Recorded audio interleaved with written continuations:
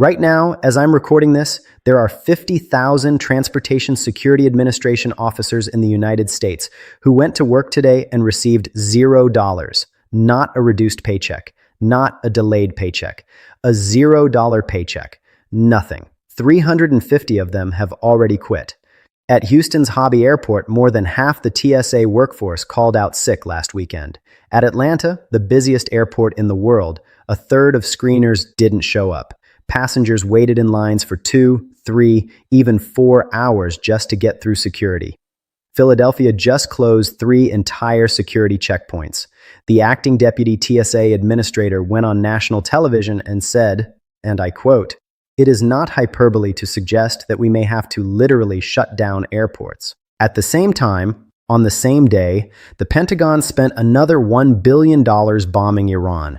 In just 19 days, the United States has spent over $12 billion on Operation Epic Fury. And today, oil just hit $118 a barrel. So let me get this straight. There's no money to pay the people who keep airports safe. There's no money to keep the government open. But there's $1 billion every single day to fire missiles into the Middle East. Today, I'm going to show you the math behind the most expensive contradiction in American history. Let me unpack it. Here's the official story. The government tells you the partial shutdown is a political disagreement about immigration reform. Democrats and Republicans can't agree on DHS funding, so it lapsed in mid-February. It's temporary. It's technical. It'll be resolved. Meanwhile, the White House tells you Operation Epic Fury is a national security necessity. Iran was on the verge of a nuclear weapon. We had to act. The operation is going well. Victory is near. Both stories sound reasonable in isolation. Let me show you why. Put together, they reveal something far more disturbing. The Department of Homeland Security, the agency that oversees TSA, FEMA, the Coast Guard, Customs and Border Protection, and Immigration and Customs Enforcement, has been unfunded since February 14th. That's over a month. 61,000 DHS employees are working without pay, not just TSA. Coast Guard members protecting our shores, FEMA workers preparing for hurricane season, Border Patrol agents, the very agents this administration says are critical to national security, are working for free. But the Department of Defense, fully funded, $901 billion for fiscal year 2026, the biggest defense budget in American history, enough to spend $1 billion per day on Iran without breaking a sweat. Let me put those numbers side by side, because this is where it gets obscene. The entire TSA annual budget is approximately $11 billion. That pays for every screener at every airport in America for an entire year. The Pentagon spent more than that, $11.3 billion, in the first 6 days of the Iran war alone. Let me say that differently. The cost of 6 days of bombing Iran would fund every airport security officer in America for 12 months. It sounds like a math problem, doesn't it? Let me show you why it's actually a choice. Now here's the number nobody in Washington wants to talk about while they're arguing about immigration and dropping bombs. This week, the United States national debt crossed $39 trillion. Let me say that again. $39 trillion. The Committee for a Responsible Federal Budget, a nonpartisan organization, called it an embarrassing milestone that both parties have helped build over decades. Let me show you the math on what $39 trillion actually means. If you divided that debt equally among every American citizen, every man, woman, and child would owe approximately $115,000. A family of 4, $460,000. That's more than the average American home is worth. And it's growing, not slowly, not gradually, explosively. The national debt was $36 trillion when Trump took office in January 2025. It's now $39 trillion, 14 months later. That's $3 trillion in 14 months. And the war hasn't even been fully funded yet. Here's the part that keeps me up at night. The Pentagon is reportedly preparing to ask Congress for $50 billion in emergency supplemental funding for Operation Epic Fury. $50 billion. On top of the $901 billion defense budget, on top of the $12 billion already spent. Now connect the dots that nobody in the media is connecting.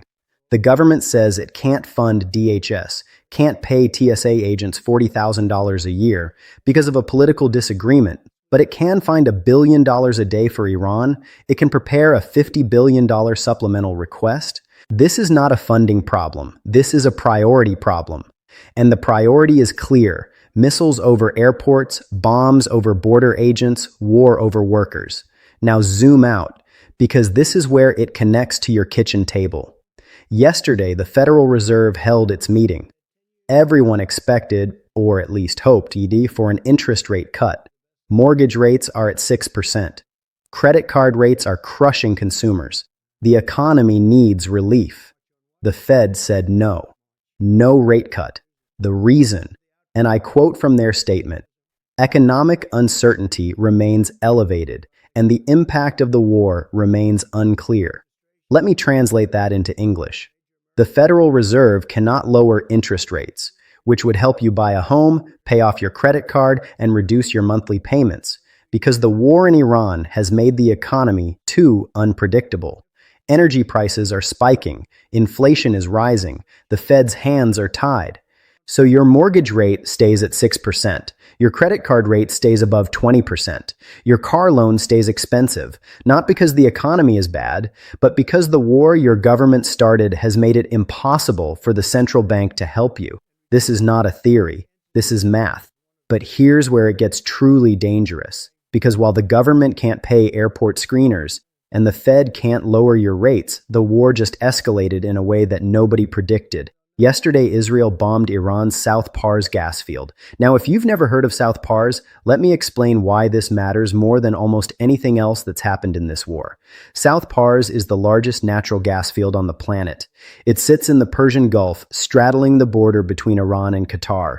Yes, Qatar, America's ally, the country that hosts the largest U.S. military base in the Middle East, Al Udeid Air Base, home to 10,000 American service members. Israel bombed a gas field that is shared with a country that hosts American troops. Let that sink in.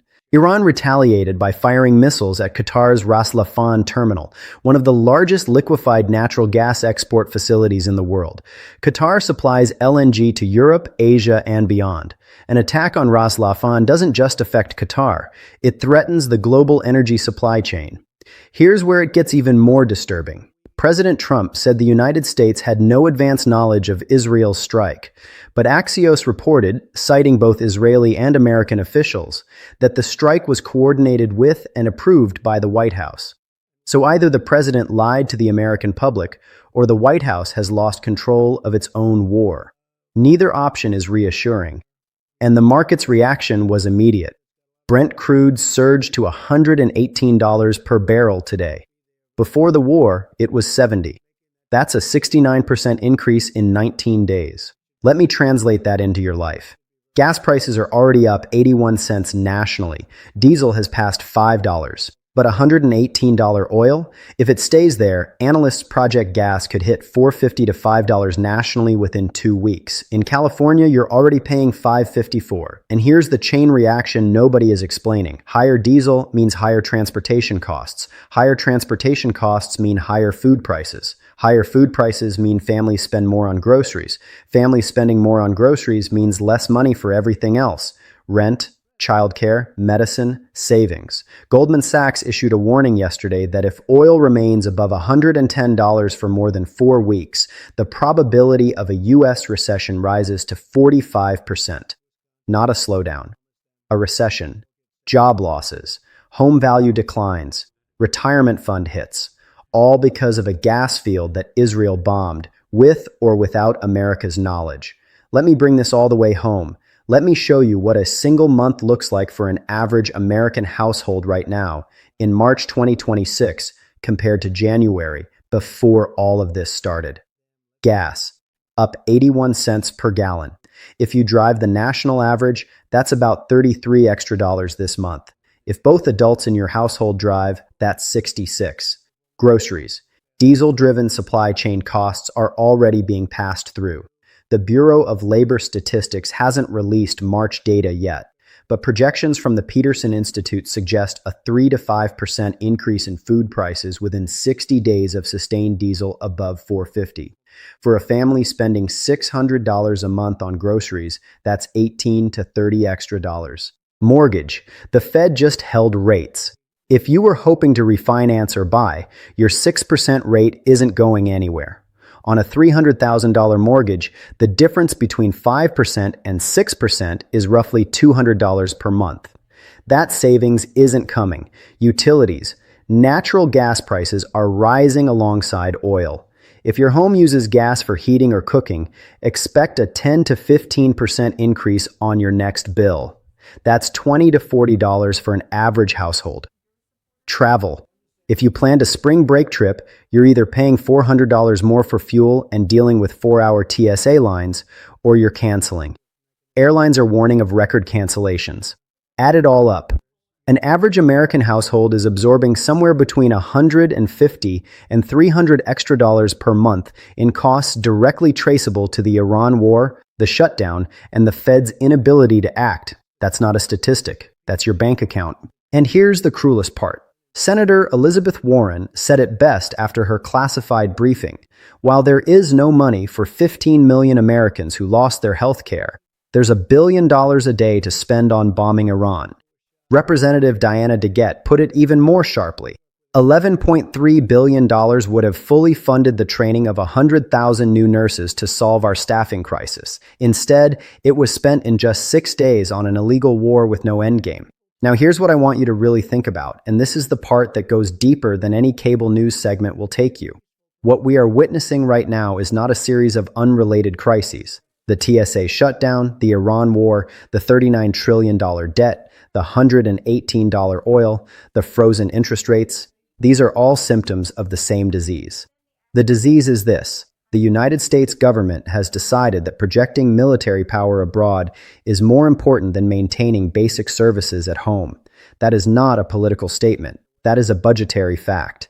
$901 billion for defense, 0 for DHS workers, $50 billion supplemental for Iran, 0 additional for healthcare, $12 billion spent in 18 days on missiles, $11 billion would fund airport security for a year. The counterargument, and it's a real one, is that national security requires these expenditures, that a nuclear Iran would be an existential threat, that the cost of inaction would be higher than the cost of action.